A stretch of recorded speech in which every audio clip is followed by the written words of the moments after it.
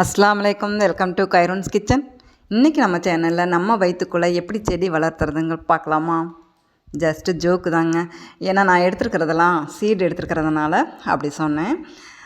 Evening ஸ்நாக்ஸாக ஹெல்த்தியான ஒரு ஸ்நாக்ஸாக இருக்கும். அதுக்காக நான் எடுத்துருக்கிறது வந்து ஆளி விதை, வெள்ளரி விதை, பூசணி விதை, சிவப்பு அவல், எள்ளில் வந்து கருப்பு எள்ளு சேர்த்துருக்குறேன். இதெல்லாமே 2 நிமிஷம் போல் ட்ரை ரோஸ்ட் பண்ணிவிட்டு அதோட வறுத்த வேர்க்கடலையும் சேர்த்து ட்ரை ரோஸ்ட் பண்ணிக்கலாம். பண்ணிவிட்டு ஸ்டவ் ஆஃப் பண்ணிடலாம். 2 நிமிஷம் அல்லது 3 நிமிஷம் தான் தேவைப்படும்.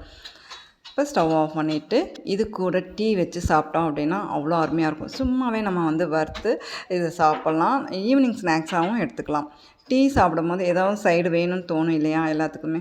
அப்போ இந்த மாதிரி ஒரு ஹெல்த்தியான ஒரு ஸ்நாக்ஸு நீங்களும் ட்ரை பண்ணி பாருங்கள், ரொம்ப நல்லாயிருக்கும். நான் எடுத்துருக்கிறது வந்து க்ரீன் டீ. இதில் சர்க்கரை சேர்த்துக்கலாம், ஹனி வேணும்னா சேர்த்துக்கலாம், லெமன் வேணும்னா சேர்த்துக்கலாம், நம்ம விருப்பம்.